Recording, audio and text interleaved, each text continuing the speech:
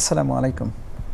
সবাইকে প্রীতি ও শুভেচ্ছা জানিয়ে শুরু করছি আপনাদের আইন বিষয়ক অনুষ্ঠান ল অ্যান্ড লিগ্যাল এইড।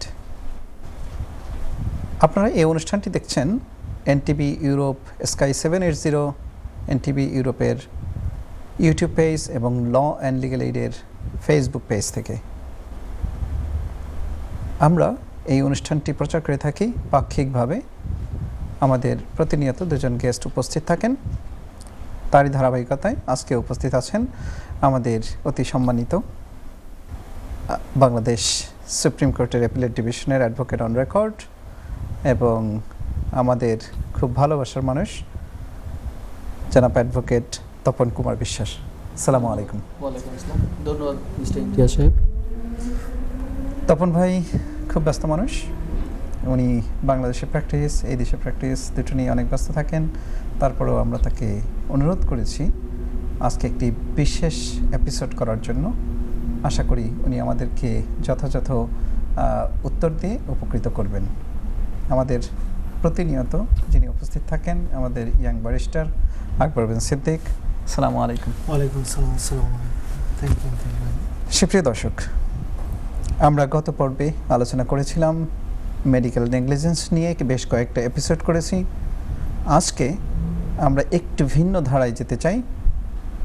যেহেতু আমাদের একটা বিশাল কমিউনিটি ইউকেতে এবং বিভিন্ন দেশে যাদেরকে বলে থাকি নন রেসিডেন্ট বাংলাদেশি, মানে প্রবাসী যারা আছি, তাদের বাংলাদেশের যে আমাদের আত্মার বন্ধন, বাংলাদেশি হিসেবে আমরা যেসব প্রবলেম ফেস করি সেগুলো কিভাবে সমাধান, আইনগতভাবে এবং সামাজিকভাবে আমাদের কতটুকু রাইটস আছে সেগুলো নিয়ে আমরা কথা বলবো। সাথে সাথে আপনারা যারা এখন স্ক্রিনের সামনে বসে আছেন, যারা আমাদের প্রতিনিয়ত প্রশ্ন করে থাকেন, তাদের যে কোনো প্রশ্নের উত্তর দিব।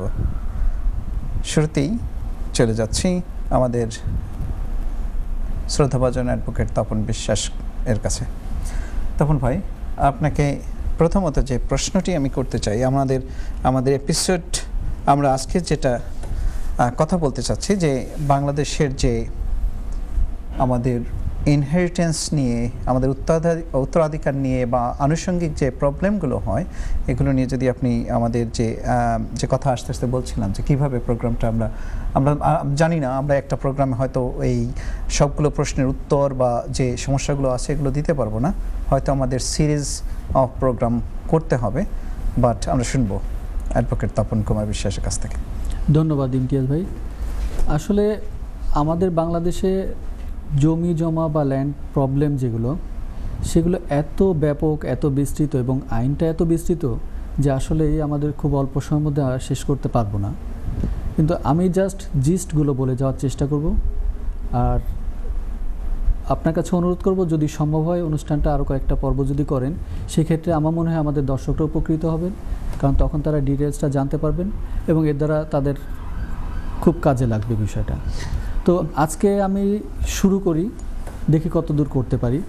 তো প্রথমে আপনি আমাকে একটা কোশ্চেন করেছেন যে আমাদের প্রবাসীরা যারা আছেন, নট অনলি ইউকে, সারা পৃথিবীব্যাপী যারা আছেন, তারা দেশে তো তারা উত্তরাধিকার সূত্রে সম্পত্তি পান, অনেকে ক্রয় করেন। কিন্তু দেখা যায় যে আমাদের বাংলাদেশের আইন কানুন জটিলতার কারণে বা মানুষ বা পারিপার্শ্বিকতার কারণে, সামাজিক কারণে বিভিন্ন ধরনের সমস্যার সম্মুখীন হয়, স্পেশালি জমি জমা নিয়ে। এই জমির সমস্যাটাতে এত বিস্তৃত, এত ব্যাপক যে বর্তমানে কোর্টগুলো এর ভারে প্রায় পর্যদস্ত অবস্থা। যার জন্য কোর্ট বা আমাদের গভর্নমেন্ট সবসময় চাচ্ছেন যে নতুন নতুন আইন কানুন তৈরি করে যাতে এই সমস্যাগুলো সমাধান করতে পারে। কিছু কিছু সমাধান হচ্ছে, নতুন নতুন কিছু ডিজিটালাইজেশন হচ্ছে, আপনাকে যদি আমি প্রথমত, যেহেতু আমরা সবাই নন রেসিডেন্ট বাংলাদেশি, আমাদের তো আত্মার বন্ধনের সাথে সাথে আমাদের যে সম্পত্তিগত যে প্রবলেমটা, এটাই মূলত বেশি ফেস করি। তো সেক্ষেত্রে একজন প্রবাসী হিসেবে আপনার মূলত সম্পত্তি নিয়ে কি সমস্যাগুলো হতে পারে সেটা যদি আপনি একটু বলেন, এবং তারপরে আমরা প্রোগ্রেস করব যে কিভাবে সমাধান করা যায়। ধন্যবাদ। আমাদের সম্পত্তি নিয়ে প্রধানত যে সমস্যাগুলো পড়ে সেটা হচ্ছে সম্পত্তির মালিকানা, সম্পত্তির দখল, যে সম্পত্তির মালিকটা, মূল মালিকটাকে, আমি হয়তো উত্তরাধিকার সূত্রে একটা সম্পত্তি পেলাম, এই সম্পত্তিটা আমি কীভাবে দখল করব, বা উত্তরাধিকার সূত্রে আমি কতটুকু সম্পত্তি পাবো। যদি আমার বাবা বা মার কাছ থেকে আমি সম্পত্তিটা পাইও, এই সম্পত্তিটা পাই আমি, সেক্ষেত্রে আমি যে সম্পত্তিটা ভোগ করব, আমি তো থাকি দেশের বাইরে, এটা আমি কিভাবে ভোগ করব, বা এই সম্পত্তিটা যদি আমি আমার ইচ্ছা মতো ব্যবহার করতে চাই, সেক্ষেত্রে আমি কি করব। এই সম্পত্তিটা বেশিরভাগ সময় আমরা প্রবাসীরা সাফার করি, যেটা যে ওইখানে উনি হয়তো একটা সম্পত্তি পেয়েছেন, কিন্তু সম্পত্তিটা উনি ভোগ করতে পারছে না। কারণ কি, অন্যান্য শরীররা বলছে না তুমি বিদেশে থাকো, তুমি সম্পত্তিটা পাবে না, তাকে মামলা মোকদ্দমায় যেতে হয়, বিভিন্ন ঝামেলায় পড়তে হয়। তো এই ঝামেলাগুলো কীভাবে উনি ওভারকাম করতে পারেন, কীভাবে ওনার সম্পত্তিটা উনি নিজে ভোগ করতে পারেন, বা ওনার অনুমোদিত ব্যক্তি ভোগ করতে পারে, যেটা ওনার অনুমোদিত ব্যক্তি ভোগ করা মানেই হচ্ছে ওনার ভোগ করা। সে ব্যাপারে আমি আজকে আপনাদের সাথে একটু আলোচনা করব। জি, একটা জিনিস আমাদের মোস্ট কমনলি যে জিনিসটা আমরা ফেস করে থাকি এবং আমরা শুনে থাকি, যেটা যে এখন তো বাংলাদেশে যে দলিল যার জমিদার, গত সরকার, আওয়ামী লীগ সরকার এই জিনিসটাকে ইমপ্লিমেন্ট করে গেছে, এটা নিয়ে আমরা শুনবো। বাট একটা কমন কথা প্রচলিত আছে, বা এটা আইনি ভিত্তিও আছে, ছিল, বা এখন কতটুকু, যে একজন যদি কোনো সম্পত্তিতে 12 বছর ভোগ দখল করে, সেখানে তার একটা রাইট এস্টাবলিশ হয়ে যায়। আপনি যদি এই বিষয়টা একটু বলেন। জি, ধন্যবাদ আপনাকে। এখানে 12 বছর ভোগ করার কথা যেটা বলা হচ্ছে, আমরা সাধারণ মানুষ জানি যে 12 বছর ভোগ করলে হয়ে যায়, কিন্তু আসলে আইনের কথা কিন্তু সেটা না। আইনের কথা একটু ভিন্ন রকম। আইন প্রথমে বলতে যাচ্ছে যে 12 বছর যদি আপনি ভোগ করেন, আপনাকে নিরঙ্কুশ ভোগ করতে হবে। সেটা কেমন, যে আপনাকে বাধা বিঘ্নবিহীন ভোগ করতে হবে, এবং সেখানে যে আপনি ভোগ দখল করছেন সেই সংক্রান্ত আপনার কিছু ডকুমেন্ট থাকতে হবে। আপনি যদি শুধু বলেন যে হ্যাঁ আমি ওই জায়গায় 12 বছর ভোগ করছি, এখন এই জায়গায় মালিক হয়ে গেছি, না, তার সে রাইটটা এস্টাবলিশ হবে না। না, এখন এখানে একটা কথা বলি, যে দুষ্ট চক্র যখন আপনাকে সেই দুষ্টমি করবে এবং আপনাকে যখন বিভিন্নভাবে হ্যারাসমেন্ট করার চেষ্টা করবে, তখন তো আপনাকে মানে ওরাও তো ওইভাবে করে প্রিপেয়ার করবে। সে ফর এক্সাম্পল, আমরা যখন আমাদের সিলেটের একটা বিশাল কমিউনিটি এখানে থাকে, এবং তাদের ওখানে বাংলাদেশে কেয়ারটেকার বা কেউ না কেউ দেখাশোনা করে, আত্মীয় স্বজন, তো ইলেকট্রিসিটি বিল, গ্যাস বিল বলেন, বা জমির খাজনা, এটা সেটা সব কিছু যা যা ডকুমেন্টস লাগে, সেটা তো হয়তো বা দেখা গেছে যে ওই যে কেয়ারটেকার আছে তার নামে থাকে। সো এগুলো তো যদি দুষ্টচক্র দুষ্টমি করতে চায়, সেক্ষেত্রে তো এই কাগজগুলো তার সাপোর্টিং ডকুমেন্টস হিসেবে ইউজ করে থাকে। এটার কতটুকু বা কীভাবে? জি, ধন্যবাদ ইমতিয়াজ ভাই। আপনার কোশ্চেনের মধ্যে কিন্তু আপনার অ্যান্সারটা রয়ে গেছে, কারণ আপনি কথাটা বলেছেন কিন্তু যে আপনার কেয়ারটেকার বা আপনার কোনো রিলেটিভ যদি এটা ব্যবহার করে। আমাদের আজকে আলোচনা ছিলই এই মালিকানা সংক্রান্ত। তো একটা কথা আপনি খেয়াল করেন, যে আপনি কিন্তু বলেছেন কেয়ারটেকার বা আপনার কোনো রিলেটিভ। আপনি যখন কোনো জমির মালিক হবেন, তখন কিন্তু ওই জমিতে কয়েকটা ডকুমেন্ট আপনার নিজের নামে থাকতে হবে। ওকে, এই ডকুমেন্টটা থাকলে আপনার কেয়ারটেকার 1000 বছর ওই জায়গায় যদি থাকে, তারপর তার কিছুই না। আপনার চাচা ভাতিজা বা আপনার আপন ভাইও যদি আপনার বাড়িতে থাকে, তারপর তার কোনো রাইট নাই। সে আপনার ভাই এবং সে এলিয়েন ওখানে। আমি এই কোশ্চেনটাই আপনাকে আটকাবো, যেটা হচ্ছে যে আপনি যদি একটু ক্লিয়ার করে বলেন আমাদের যারা এই ভুক্তভোগী, এটার ব্যাপারে যদি আপনি ক্লিয়ার করে বলেন যে কোন বিষয়ে কশাস থাকতে হবে। রাইট, আমি এই জন্য কথাটা শুরু করলাম, যে আমাদের কথা ছিল যে কেয়ারটেকার বা তাদের নামে যদি বিদ্যুৎ বিল আসে। একটা জিনিস আপনি চিন্তা করেন, আমাদের বাংলাদেশে অনেক ডেভেলপ হয়ে গেছে এখন, সেটা ডিজিটালি হোক বা অন্য কোনোভাবে হোক। সেটা হচ্ছে কি, যে যখন আপনি একটা বিদ্যুৎ লাইন নিতে যান কোনো বাড়িতে, তখন ওই বাড়ির দলিলটা দেখতে চায় বিদ্যুৎ অফিস থেকে। বিদ্যুৎ অফিস থেকে দলিলটা দেখতে চায়, তারা মিউটেশন পর্চা দেখতে চায়, বা বাড়ির অন্যান্য মালিকানা তারা ডিটারমিন করতে চায় যে আমরা যে বাড়িতে বিদ্যুৎ লাইনটা দেবো, কার নামে দেবো, বাড়ির ওনারকে। যদি দেখা যায় যে কোনো টেন্যান্ট ওই বাড়িতে থাকা অবস্থায় সে তার নামে বিদ্যুৎ লাইন নিতে যায়, তখন কিন্তু বাড়ির ওনারকে একটা বন্ড দিতে হয় যে উনি আমার ভাড়াটিয়া, ওনার নামে এটা আপনারা দিতে পারেন। ফলে কারো সুযোগ নাই তার নামে সে বিদ্যুৎ লাইনটা করার, যদি সেই বাড়ির মালিক না হয়। 1 নম্বর। 2 নম্বর পয়েন্ট হচ্ছে যে বাড়ির যিনি মালিক, এই বাড়ির মালিকের নামে পর্চা থাকতে হয়, মিউটেশন পর্চা হোক, বা যদি লেটেস্ট কোনো জরিপ শেষ হয় সেই জরিপে পর্চা থাকতে হবে। যখন এই পর্চা, প্রথম শর্ত হচ্ছে যদি পর্চা বা মিউটেশন পর্চা থাকে, তার নামে যদি জমি ভূমি উন্নয়ন কর বলে যেটা বা ল্যান্ড ডেভেলপমেন্ট ট্যাক্স, এই ট্যাক্স রিসিপ্ট থাকে, তাহলে হয়তো হয়তো বলছি আমি বলছি না যেটা হচ্ছে, হয়তো কেউ কোনো বিদ্যুৎ অফিস, গ্যাস বা কোনো অফিসকে ম্যানেজ করে তার নামে বিদ্যুৎ লাইনটা নিয়ে নিল, কিন্তু ওইটা তো চেঞ্জ করা সম্ভব না। যেটা বললাম পর্চা, জমি উন্নয়ন কর, ভূমি উন্নয়ন কর। এবং আপনাদের অবগতির জন্য বলছি, হয়তো বা আপনারা বিষয়টা অবগত আছেন, তারপরে আমি বলছি, সেটা হচ্ছে যে আপনারা প্রবাসীরা এখন কিন্তু প্রবাসে বসেই আপনার জমির খাজনা দিতে পারবেন, আপনার জমি মিউটেশন করতে পারবেন এবং মিউটেশন সংক্রান্ত যে কোনো জটিলতা সমাধান করতে পারবেন। এর জন্য আমাদের গভর্নমেন্ট অ্যাপস তৈরি করেছেন, নাম জানি নামে একটা অ্যাপস আছে, আপনি অ্যাপসের মাধ্যমে সব কাজ করতে পারবেন। ফলে আপনার জমি যে কেউ ইচ্ছা করলে, আপনি যদি একটু সচেতন হন, এখন আমাদের সব মানে শুরু থেকে একটা কথা মনে রাখবেন যে আপনাকে যদি কিছু ভোগ করতে হয় তার জন্য আপনাকে সচেতন হতে হবে। যেমন খুব সিম্পল একটা উদাহরণ দিয়ে বলি, যে আপনি বাজার থেকে একটা জিনিস কিনলেন, একটা মাছ কিনলেন, এখন মাছটা কিনে আপনি বাজারে রেখে বাসায় এসে যদি চিন্তা করেন যে আমার মাছটা রান্না কেন হলো না, তাহলে তো হবে না। মাছটা আপনাকে বাড়িতে আনতে হবে এবং সেটা তার প্রপারলি ইউজ করতে হবে। তার মানে মাছটা রান্না করতে হবে, কাটতে হবে, রান্না করতে হবে, তারপর আপনাকে খেতে হবে। তো আপনি যখন জমি মালিকানা দাবি করবেন তখন সেই জমিটাকে আপনার লালন পালন করতে হয় সন্তানের মতো। যে এই জমি লালন পালনটা কি? জমির প্রথম শর্ত হচ্ছে যে আপনি যদি ক্রয় সূত্রে মালিক হন, সেক্ষেত্রে প্রথম শর্ত দলিলটা লাগবে আপনার। দ্বিতীয় শর্ত হচ্ছে যে যদি আপনার ক্রয় করার পর তাৎক্ষণিক কোনো জরিপ হয়, আমাদের বাংলাদেশে আপনারা জানেন যে প্রতি 30 বছর 40 বছর পর পর একটা জরিপ হয়। এখানে আমি নাম না বলি, কারণ হচ্ছে বাংলাদেশের বিভিন্ন ডিস্ট্রিক্টে এই জরিপের বিভিন্ন নাম আছে। তারপর সর্বশেষ আমাদের যে জরিপটা হয়ে গেছে, ঢাকা শহরে বলা হয় সিটি জরিপ, ঢাকার বাইরে বলা হয় বিআরএস জরিপ। তো এখন ধরুন যে আপনি যে জমিটা কিনলেন, এই জমিটা কেনার আগে কারো নামে জরিপটা হয়ে গেছে, আপনার নামে পরে আর জরিপ হয়নি, তখন আপনি কী করলেন? একটা মিউটেশন করে নিলেন আপনার নামে, তার মানে আপনার মালিকানাটা দাঁড়িয়ে গেল। মিউটেশন করার পর কী করলেন? সাথে সাথে আপনার নামে একটা খাজনা দিলেন, এই খাজনার রসিদে আপনার নামটা চলে আসলো। এখন আপনি প্রশ্ন করবেন যে আমি তো বাংলাদেশে থাকি না, আমার খাজনাটা আমি কীভাবে দেবো? আপনার কেয়ারটেকার দিয়ে দিক, নো ম্যাটার, বা আপনার কোনো আত্মীয় দিয়ে দিক, নো ম্যাটার। ওইখানে দেখবেন যে মালিকানা ঘরে মালিকের নাম হিসেবে আপনার নামটা আছে। প্রদান যে কেউ করতে পারে সেটা কোনো ফ্যাক্টর না, কিন্তু দেখবেন মালিকের ঘরে মালিকানার নামটা আছে। আর এর আগে আমি একটু এটাকে প্রেস করতে চাচ্ছি যে সুপ্রিয় দর্শক, আপনাদের এই জিনিসগুলো যেভাবে আমি খুবই কৃতজ্ঞ অ্যাডভোকেট তপন কুমার বিশ্বাসের প্রতি, সেটা হচ্ছে যে উনি খুব ভেঙে ভেঙে কথাগুলো বলছে। আপনারা সবসময় এই জিনিসগুলো ফলো করবেন যে কাগজগুলো, রিসিটগুলো যাতে মেক শিওর যে আপনি টাইম টু টাইম এগুলো, এখন হোয়াটসঅ্যাপের যুগ আছে যে আপনার কেয়ারটেকারকে বা আপনার যে দেখাশোনা করছে তাকে বলবেন যে ওকে দ্যাটস ফাইন, তুমি যখন এই টাকাটা দিচ্ছ আমাকে সাথে সাথে ছবি তুলে পাঠিয়ে দাও। এখন কিন্তু ওয়ার্ল্ড এতটা ছোট হয়ে গেছে এবং টেকনোলজির যুগে আমাদের we do not have that difficulties যে কীভাবে পাঠাবে, কেমনে পাঠাবে, ইমেল করতে পারবে না। সো মেক শিওর যে আপনারা এইগুলো যাতে ই করেন। এবং তারপরে আরেকটা ব্যাপার হচ্ছে কি, যে এই খাজনা কিন্তু আপনি ইচ্ছা মতো আপনি এই অ্যাপস ব্যবহার করে নিজে থেকেই দিতে পারেন। এর জন্য আপনার কারোর দিকে তাকিয়ে থাকতে হবে না যে আপনার কেয়ারটেকার কবে তহসিল অফিসে যাবে। বাট এখানে হয়তো একটা প্রবলেমের কথা আমি বলতে চাই, সেটা হচ্ছে আমি I haven't used that app, বা বাংলাদেশের প্রেক্ষিতে যেগুলো ট্রানজ্যাকশনে গিয়ে আমি কিছুটা ডিফিকাল্টিস ফেস করেছি কিছু ব্যাপারে, সেটা হচ্ছে যে বিকাশের মাধ্যমে পেমেন্ট দিতে হয়। সো বিকাশ তো I do not have that bKash account.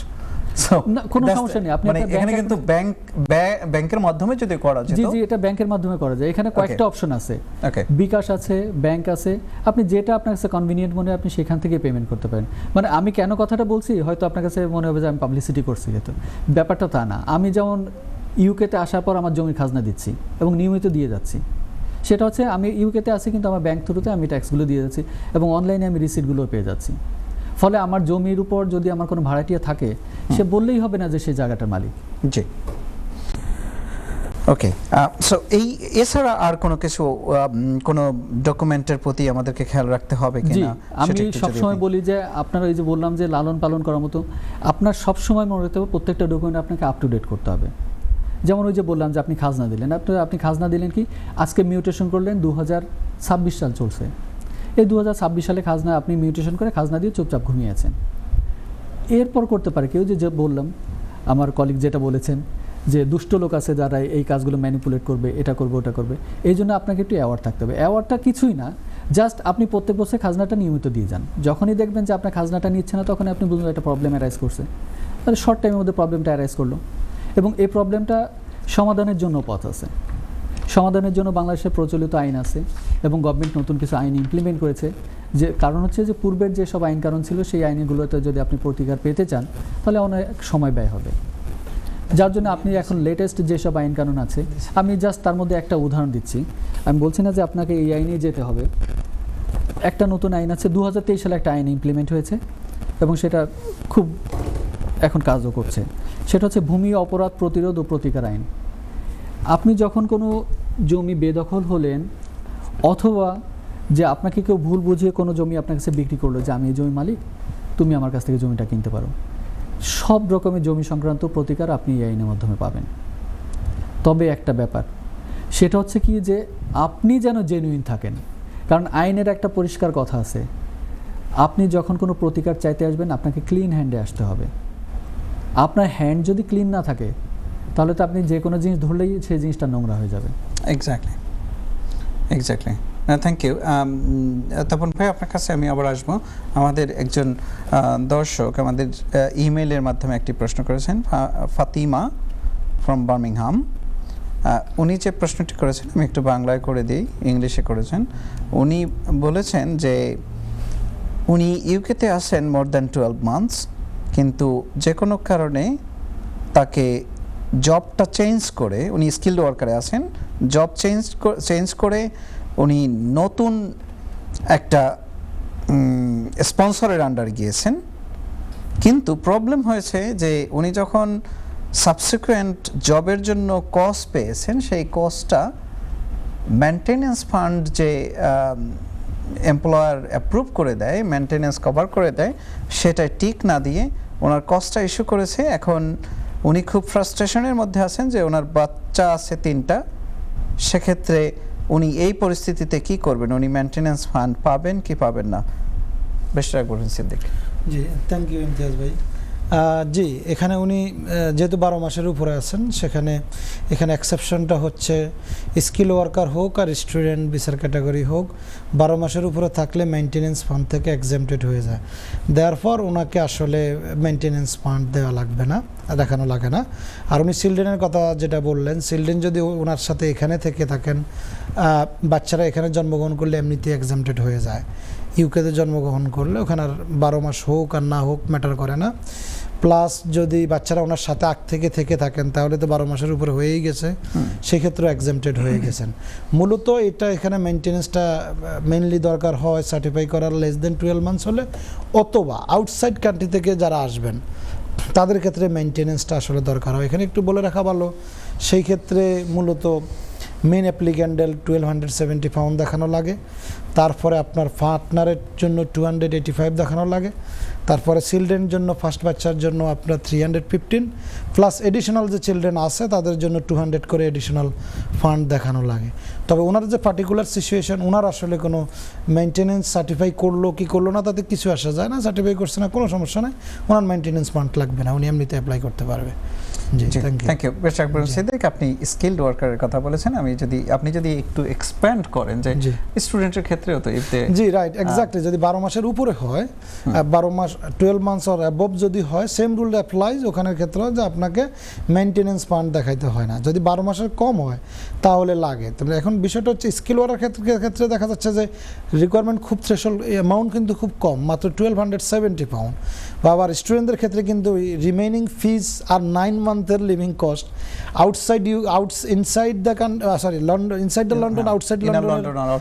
London, এখানে একটা ম্যাটার আছে। সো ওখানে একটু অ্যামাউন্টটা ডিফারেন্স, বাট রুলস একই। 12 মাসের উপরে আর নিচে যদি হয়, উপরে হলে আপনাকে আর মেনটেন্যান্স ফান্ড দেখানো লাগে না। আর বাচ্চা যদি এই দেশে জন্ম হয়, ডাজন্ট ম্যাটার, 2 সপ্তাহ আগেও জন্ম হলে তার জন্য আর এই রুলস নাই, সে এক্সেমটেড। জি, থ্যাংক ইউ বেশ রাখবো সিদ্দিক। আপনার কাছে আরও আসবো, আমাদের বেশ কিছু ইমেইলে আরও কিছু প্রশ্ন আছে, আপনার কাছে আসবো। সুপ্রিয় দর্শক, আরেকটু জিনিস আপনি যে বোন ফাতেমা প্রশ্নটি করেছেন তাকে বলতে চাই, সেটা হচ্ছে যে আপনি যদি স্টিল অ্যান্সারটা যদি আপনার কাছে কনভিন্সিং না হয়, ইটস ভেরি ইজি, আপনি you can ask your employer, they can give the sponsor note, so you don't need to worry. এই বিষয়টার জন্য আপনার ভিসা রিফিউজ হওয়ার কোনো কারণ আছে বলে মনে করছি না। জি, আরেকজন দর্শক, তার প্রশ্ন নিয়ে আসি। আসসালামু আলাইকুম। জি, আপনার নামটা বলে প্রশ্নটি করুন ভাই। আচ্ছা, আমি একটা কোয়েশ্চেন করলাম। আমি লন্ডন থেকে বলছি। নামটা বলবেন ভাই? আমি লন্ডন, আমার ছেলের নামে আছে, আমার ওয়াইফের নামে আছে, 3 জনের নামে। ওকে, আমার নামে আইডি কার্ড আছে বুটোর, আমার ছেলেরও নাই, আমার ওয়াইফেরও নাই। এখন এই খাজনাটা আমি কিভাবে দিতাম? আর আমার ভাই পরিচালনা করা টাইম দিবা দেওয়া যাইব নি খাজনাটা? ওকে, প্রপার্টিটা আপনার তিনজনের নামে, আপনার ওয়াইফ এবং আপনার সন্তানের নামে। জি জি, সন্তানের নামে। তাহলে আমার আপনার ওয়াইফের সন্তানের আইডি কার্ড, বুটোর আইডি কার্ড হইছে না, পাসপোর্ট আছে, বাংলাদেশি পাসপোর্ট আছে। হুম, কিন্তু আপনি এখন ট্যাক্সটা কিভাবে দিবেন, এই তো? জি জি, আমি এখন খাজনা দিতাম স্যার, আমাকে সম্পূর্ণ খাজনা দিতাম স্যার। এর আগে তো দিছি, তখন আবার দিতাম স্যার। এখন কেউ খাজনা দেওয়া হইতো না, বুটোর কার্ড নাই, নাই, বুটোর আইডি নাই, এখন দেওয়া হইতো না। জি, আপনার এটা তো বুঝতাম পারি না। জি, আমার আপনার তো খাজনা দিতাম, যেটা আমার ভাই আছে, আমার আপন ভাই এটা পরিচালনা করে। জি, আপনার আর কোনো প্রশ্ন আছে ভাইয়া? জি না, আর কোনো জন নাই। ও আমার খাজনাটা কিভাবে দিতাম, দেওয়ার পরে আর কোনো আর একটা প্রশ্ন আছে আপনার, আমি যদি জায়গা পেয়েছিলাই, আমরা তিনজনকে রেজিস্ট্রি করে দিতে আমার কি কি লাগবো কাগজ? আইডি কার্ড লাগবো না পাসপোর্ট দ্বারা দিব? বাংলাদেশি পাসপোর্ট, ব্রিটিশ তো আছে, বাংলাদেশি পাসপোর্ট, বাংলাদেশি পাসপোর্ট আছে আমার। জি, থ্যাংক ইউ ভাইজান, আপনি দেখতে থাকুন। আমার অতিথি অ্যাডভোকেট তপন কুমার বিশ্বাস নিয়ে আপনার প্রশ্নের উত্তরটি দেবেন। থ্যাংক ইউ তপন ভাই।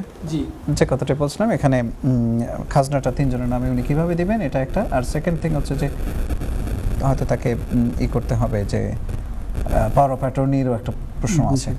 আচ্ছা ভাই, আমি প্রথম প্রশ্নটার উত্তর দিচ্ছি। আপনার খাজনা তো হালসন পর্যন্ত দেয়া আছেই, মানে লেটেস্ট পর্যন্ত আমি ধরে নিচ্ছি কথার খাতিরে। এখন আপনি চাচ্ছেন তিনজনের নামে দিতে, কোনো সমস্যা নেই, আপনারা তিনজনের নামে দিতে পারবেন। সেটা হচ্ছে যে আমি প্রথমে আপনাকে এটা করতে মিউটেশন করতে হবে, আমাদের বাংলাদেশি বা আঞ্চলিক ভাষায় যেটা বলে নামজারি করা। আপনি যখন আপনার এই জমিটা নামজারি করবেন, তখন ওইখানে নামজারি করার সময় জানতে চাইবে যে এই জায়গার মালিক কে কে। যদি আপনি দলিল মাধ্যমে এই জমিটা ক্রয় করেন, তখন আপনি দলিলের কপি দেবেন নামজারি করার সময়। তিনজনের ন্যাশনাল আইডি দেবেন, যদি ন্যাশনাল আইডি না থাকে সেই ক্ষেত্রে আপনার বার্থ সার্টিফিকেট দিতে পারেন। যার ন্যাশনাল আইডি নাই তার বার্থ সার্টিফিকেট দিতে পারবেন। দেওয়ার পর আপনাকে অনলাইনে অ্যাপ্লিকেশন করতে হবে। আমি আগেই বলেছিলাম, আটকে দিচ্ছি, আমাদের কন্ট্রোল রুম থেকে বলা হচ্ছে যে বিরতিতে যেতে হবে, তারপরে আসবো আপনার প্রশ্নটা নিতে।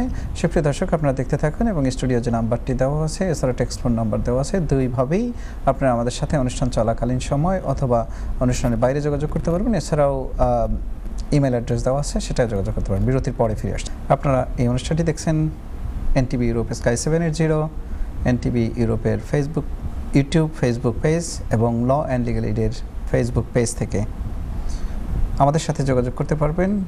যে স্টুডিও নাম্বারটি দেওয়া আছে এবং একটি টেক্সট ফোন নাম্বার দেওয়া আছে, এছাড়াও ল অ্যান্ড লিগ্যাল এইডের একটি ইমেল অ্যাড্রেস দেওয়া আছে। অনুষ্ঠানের মধ্যে বা অনুষ্ঠানের বাইরে যে কোনো সময় আমাদের সাথে যোগাযোগ করতে পারবেন। আমাদের law and legal aid team আপনাদের যে কোনো প্রশ্নের উত্তর দিতে সদা প্রস্তুত থাকবে। আমরা আলোচনায় ফিরে যাচ্ছি। জি, তপনদা, আপনি যদি একটু বলেন যে প্রশ্নটি আমার দর্শকের ছিল, সেটা যদি কন্টিনিউ করেন। আপনাকে আবার থামাচ্ছি, একজন দর্শকের প্রশ্ন নিয়ে আসি।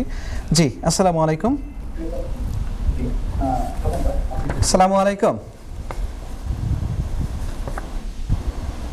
হ্যালো, আমরা দর্শককে হারিয়ে ফেলেছি, যদি আবার করে আপনাকে চেষ্টা করুন। জি, আপনি কন্টিনিউ করেন। ধন্যবাদ। হ্যাঁ, আমাদের আগের কোশ্চেনটা ছিল যে একজন ভদ্রলোক, তিনি বলছেন যে উনি হ্যালো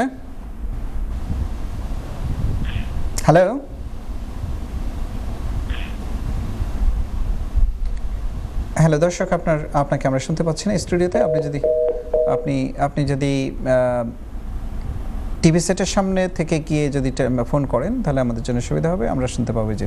জি, আপনি। জি, আমাদের কোশ্চেনটা ছিল যে ভদ্রলোক ওনার সন্তান, স্ত্রী এবং ওনার নামে তিনজনের নামে উনি খাজনা দিতে চাচ্ছেন। এখন এইখানে প্রথমে একটা কোশ্চেন অ্যারেজ করে যে ওনার সন্তানকে অ্যাডাল্ট কিনা। তো যেহেতু উনি পরবর্তীতে আরেকটা কোশ্চেন করেছিলেন যে তাদের ন্যাশনাল আইডি করা হয়নি, তাহলে আমি ধরে নিতে পারি অ্যাডাল্ট।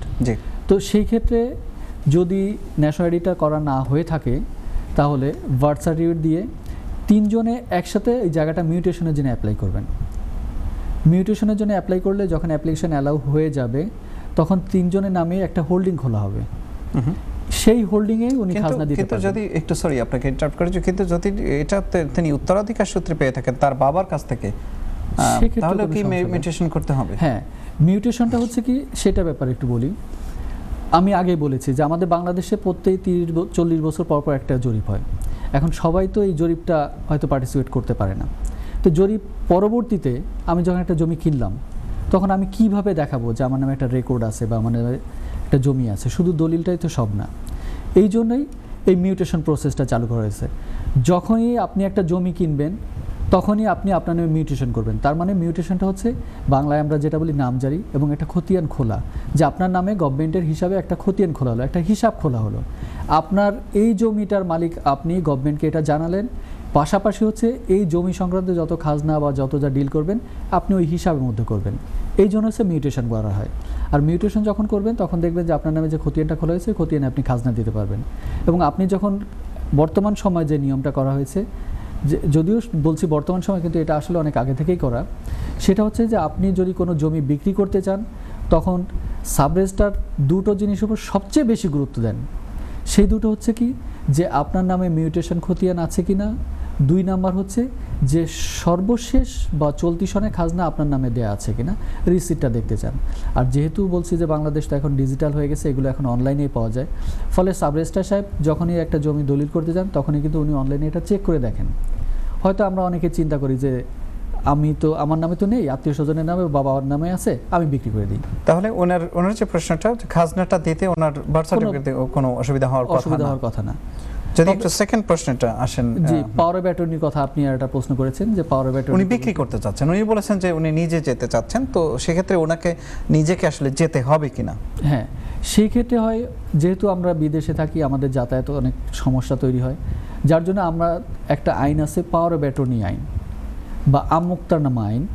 যদিও অনেক আগে একটা আইন ছিল পাওয়ার অফ অ্যাটর্নি অ্যাক্ট, সেই আইনটা বাতিল হয়ে নতুন আইনটা করা হয়েছে 2012 সালে।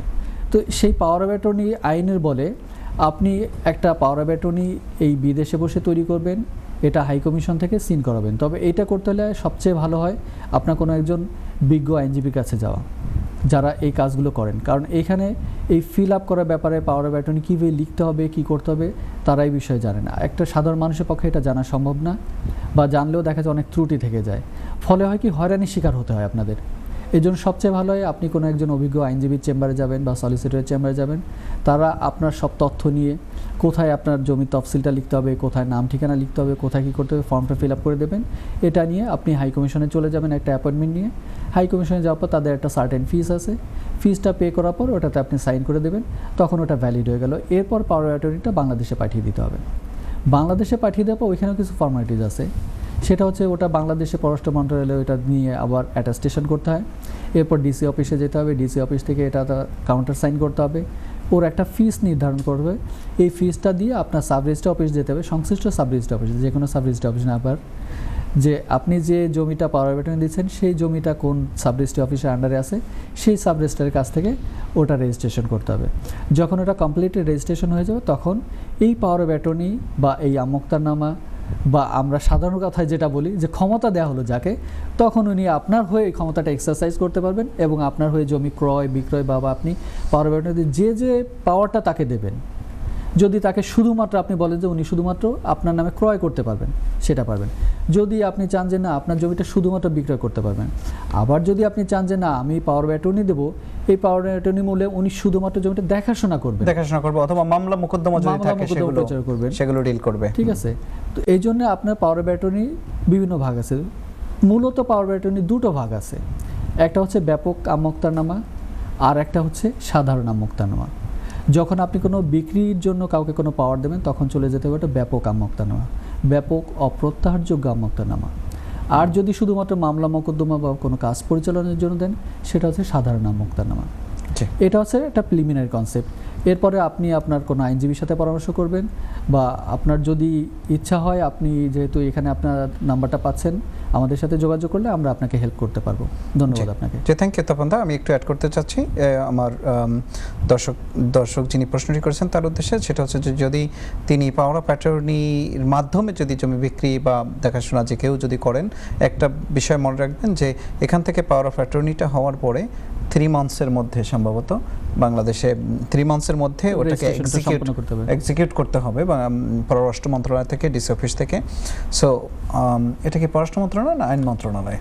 এটা হচ্ছে পররাষ্ট্র মন্ত্রণালয়, তারপরে ডিসি অফিস। ওকে, তো যার কারণে এই যে একটা লিমিটেশনস টাইম আছে সেটার মধ্যে আপনাকে এই যে পাওয়ার অফ অ্যাটর্নিটাকে এক্সিকিউট করতে হবে।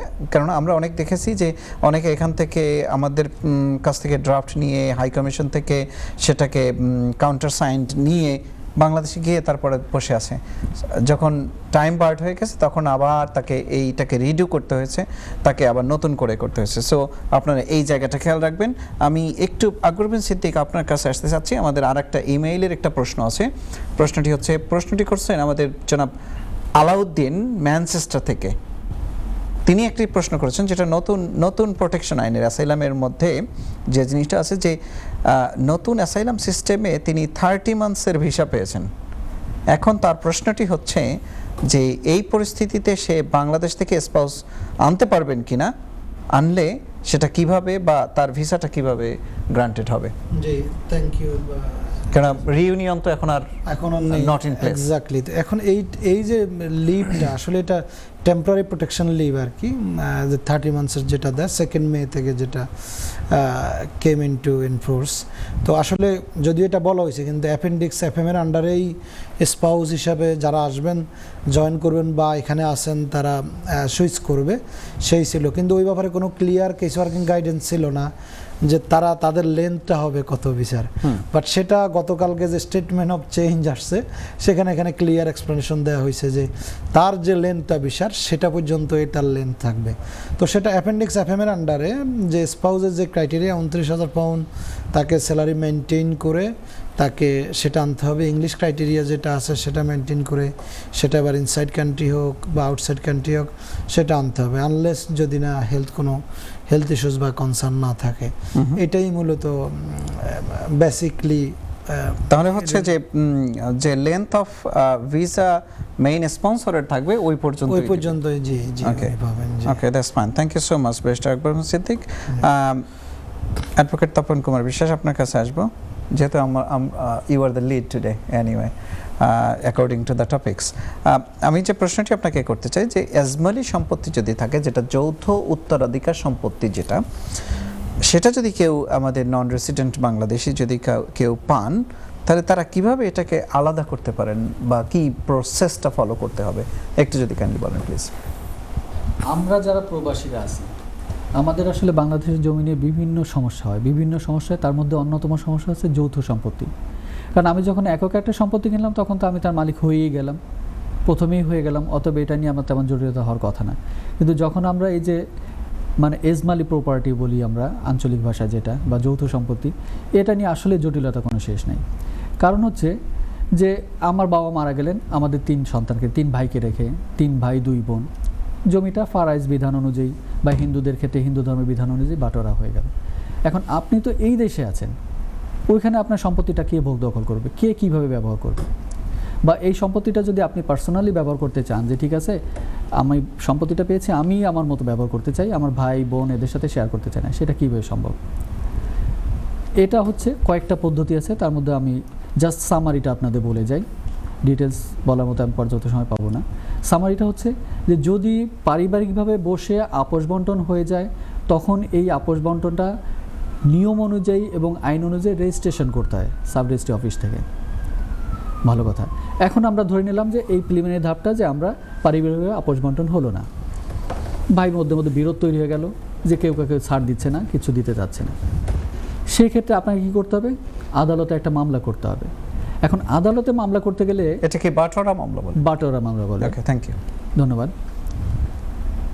এই মামলাটা যদি আপনাকে করতে হয়, সেক্ষেত্রে আপনি তো আছেন এই দেশে, তখন আপনাকে কি করতে হবে?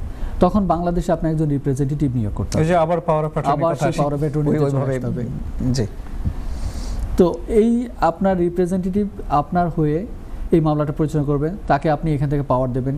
এর আগে যদি আমি পাওয়ারের কথা বলেছি, যদি আমার বন্ধু অ্যালাউ করে, তো আমি আবার পাওয়ারের কথাটা একটু রিপিট করি যে আপনাকে পাওয়ার একজন সলিসিটরের মাধ্যমে পাওয়ারটা রেডি করতে হবে, হাই কমিশনে যাবেন, আপনি এইভাবে পাওয়ারটা রেডি করে পাঠিয়ে দেবেন, উনি তখন আপনার হয়ে মামলাটা পরিচালনা করবেন। তো এই যে মামলা পরিচালনা করা বা আপোষ বন্টন করা, এটা আসলেই খুব একটা জটিল প্রসেস, কিন্তু যেহেতু সম্পত্তি ভোগ করতে চাই আমরা বা আমাদের সম্পত্তি দাবি ছাড়তে চাই না, আমাদের প্রসেসের মধ্যে দিয়ে যেতে হবে। ওকে, তো আপনি আমি একটু এরপরে এটাকে একটু যদি প্রোগ্রেস করতে চাই যে প্রবাসে বলেন বা বাংলাদেশে বলেন একজন নাগরিক তার উত্তরাধিকার এস্টাবলিশ করার জন্য অথবা ক্রয় সূত্রে যদি মালিকানা দাবি করতে চায় কোনো কিছু, এটাকে একটু স্পেসিফিক হইতে যদি আপনি বলেন যে কোন কোন কাগজগুলো, বেসিক কোন কোন কাগজগুলো তাকে থাকতে হবে। ধন্যবাদ। প্রথমে আমরা চলে আসি উত্তরাধিকার, কারণ নর্মালি আমরা বলি কি দলিল আছে। এখন উত্তরাধিকার সূত্রে আমরা যখন কোনো সম্পত্তি পাই সেই ক্ষেত্রে তো আমাদের দলিল থাকে না। থাকে না কেন? যে আমার দাদা বা তার দাদা এটা ক্রয় করেছিলেন, অত পুরনো দলিল অনেক সময় থাকতে পারে না, কারণ হচ্ছে তাদের পরবর্তীতে ওয়ারিশান ভাগ হয়ে যায়, বিভিন্ন জনের কাছে দলিল চলে যায় বা দলিলটা ডিস্ট্রয় হয়ে যায়। তখন আমাদের বেসটা থাকে কোনটা? বেস থাকে হচ্ছে পর্চা। ওই যে আপনাদের আগেই আমি বলেছিলাম যে বিভিন্ন সময় যে জরিপগুলো হয়, যেমন বাংলাদেশের প্রেক্ষিতে কয়েকটা জরিপ ছিল, সিএস রেকর্ড, সিএস রেকর্ডের পর তারপর আসছে এস এ রেকর্ড, কোনো কোনো জায়গায় আছে আরএস রেকর্ড, কোনো কোনো জায়গায় আছে বিআরএস রেকর্ড, এরকম বিভিন্ন রেকর্ড। আপনাকে এই চেইনগুলো ফলো করতে হবে যে আপনি সিএস রেকর্ড থেকে আসলেন, এইভাবে আসলেন, আসার পর সর্বশেষ আপনি যার কাছ থেকে জমিটা পাবেন তার নামে দেখবেন যে তার নামে কী রেকর্ড আছে। যদি রেকর্ড না থাকে তখন আপনি খুঁজবেন তার নামে মিউটেশন আছে কি না, কারণ কোনো একটা কিছু থাকতে হবে, না হলে আপনি দাঁড়াতে পারবেন না। তাহলে আমরা চলে আসি এখন যে আপনার নামে কোনো একটা রেকর্ড আছে, ধরুন আপনার বাবার সম্পত্তি, সেটা হচ্ছে আপনাদের ভাইদের মধ্যে বাঁটানো হবে। এখন আপনি যে বাবার সম্পত্তি এটা ডিটারমিন হবেন কীভাবে? তার জন্য আপনার বাবার নামে রেকর্ডটা থাকতে হবে, রেকর্ড এবং খাজনা দাখিলা।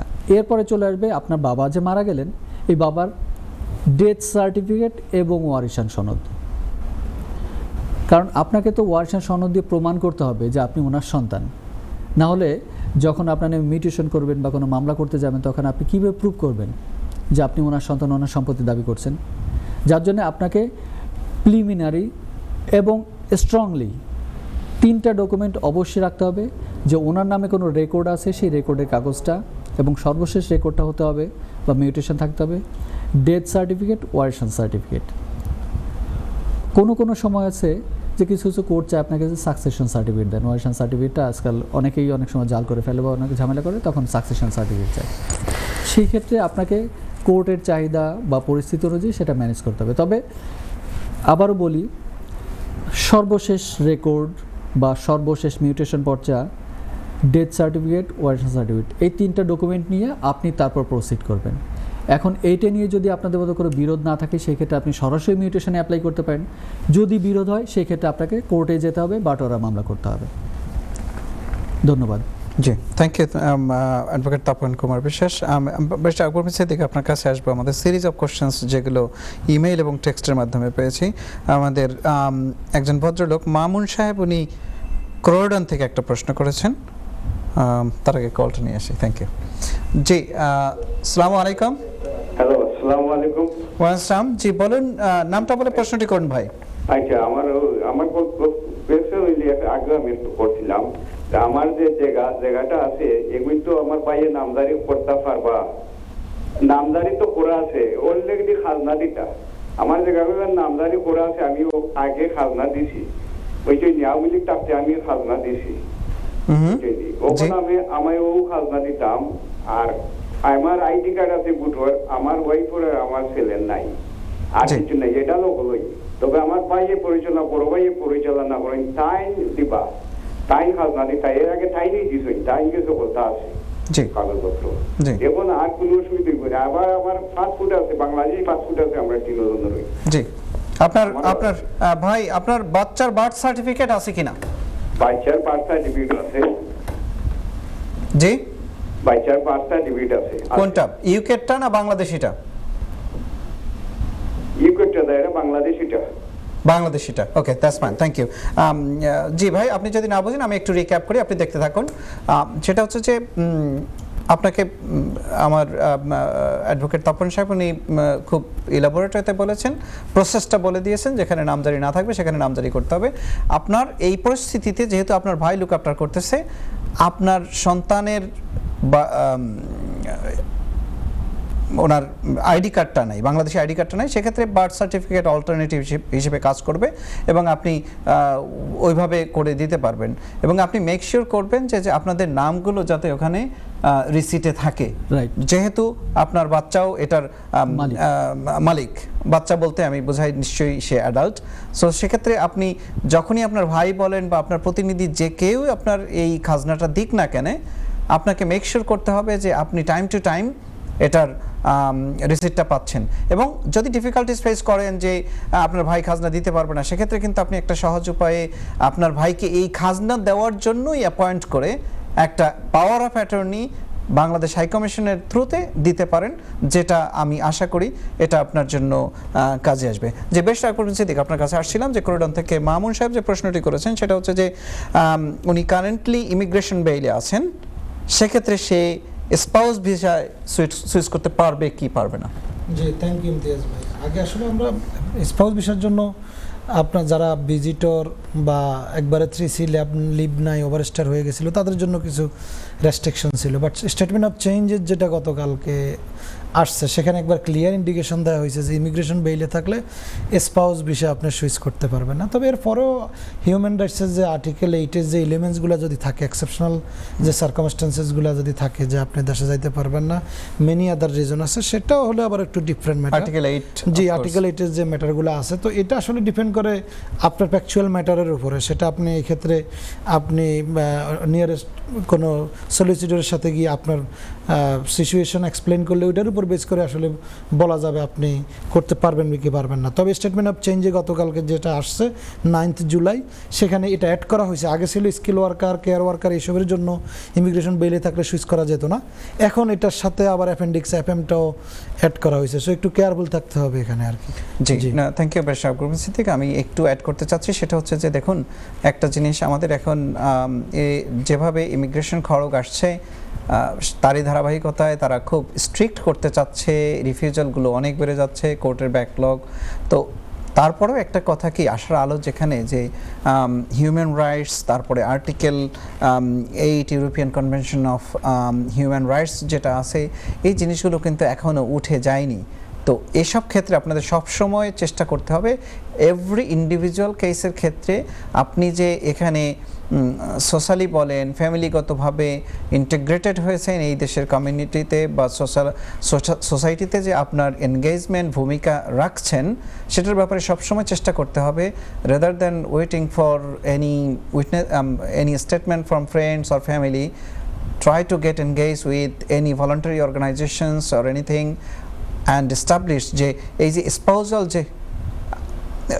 যেহেতু স্পাউস হিসেবে আপনি অ্যাপ্লিকেশন করতে চাচ্ছেন, সেক্ষেত্রে আপনার যে ফ্যামিলি টাইটা এগুলোকে কাগজপত্রে যত যেভাবে পারেন, পিকচার বলেন, সোসাইটি কমিউনিটিতে আপনার যে বিচরণ, সেগুলো সুন্দর করে কাগজপত্র রেডি করে সাবমিট করার চেষ্টা করবেন।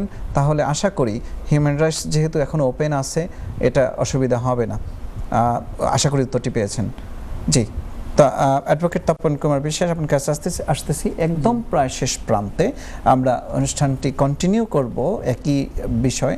তারপরও আপনি যদি শর্টলি উইদিন 1 মিনিট যদি আপনি আমাকে বলেন যে এই যে রেকর্ড এবং আপনি এতক্ষণ নামজারি নিয়ে কথা বলছিলেন, রেকর্ড এবং নামজারি এটার আসলে মূলত কোনো বেসিক পার্থক্যটা কি? ধন্যবাদ আপনাকে। একটু 1 মিনিটের মধ্যে, যেহেতু আমাদের সময়। রেকর্ড আর নামজারি আমার কথার মধ্যে অলরেডি কথাগুলো চলে আসছে, তারপরেও যেহেতু স্পেসিফিক কোশ্চেনটা করা হয়েছে আমি আবার একটু বলতে চাই। সেটা হচ্ছে যে আমাদের দেশে যখন আমরা ব্রিটিশ শাসনে ছিলাম, তখনই আমাদের এর আগে যখন সিএস রেকর্ডটা বলা হয়, ক্যাডাস্ট্রাল সার্ভে, এর আগে আমরা জমি খেতাম, জমি জমা যখন খেতাম জমিদারের কাছ থেকে আমরা নিতাম, নিয়ে সেইভাবে জমিদার আমাকে একটা অংশ দিয়ে দিত, আমি সেভাবে খেতাম। ব্রিটিশরা আসার পর করলো কি, যে প্রত্যেকের নাম অনুযায়ী দিল যে তুমি রহিমউদ্দিন নাম, তোমার ওই দাগের জমিটা তোমার এত খতিয়ান দিয়ে আমরা তোমার নামে দিয়ে দিলাম। যদিও সিএস রেকর্ডটা ছিল জমিদারের নামে, কিন্তু জমিদারের অধীনে তার প্রজারা ভোগ দখল করতো। এটা হচ্ছে মালিকানা ভোগ করার জন্য। তো ধাপে ধাপে এই রেকর্ডটা চেঞ্জ হয়ে আসছে, সময়ের প্রেক্ষিতে এটা চেঞ্জ হয়ে যায়। আমি আগেও বলেছি যে CS record, SA record, RS record, এগুলো তো রেকর্ড। তাহলে নামজারিটা হচ্ছে কি একটু সংক্ষেপে যদি বলেন? রাইট, জাস্ট এই জন্য বললাম। আর নামজারিটা হচ্ছে যে এই রেকর্ড চলাকালীন সময় আমার নামটা ইনক্লুড হয়নি, কিন্তু দেখা গেছে রেকর্ডের পরে আমি একটা জমি ক্রয় করেছি, তখন এইটা গভর্নমেন্টের খাতায় আমার নামটা দেওয়ার জন্যই তহসিল অফিসে গিয়ে অ্যাপ্লিকেশন দিয়ে আমার নামটা ইনক্লুড করতে হয় এবং আগের এটাই মালিকের হচ্ছে নামটা নামজারি। বাতিল করার জন্য যে জি। অ্যাপ্লিকেশন করা হয় সেটা হচ্ছে জি নামজারি। জি অ্যাডভোকেট তপন কুমার বিশ্বাস এবং বেস্টার অ্যাডভোকেট সিদ্দিক, আপনাদের দুজনকে অসংখ্য ধন্যবাদ। আমরা এই এপিসোডটাকে আরও কন্টিনিউ করব।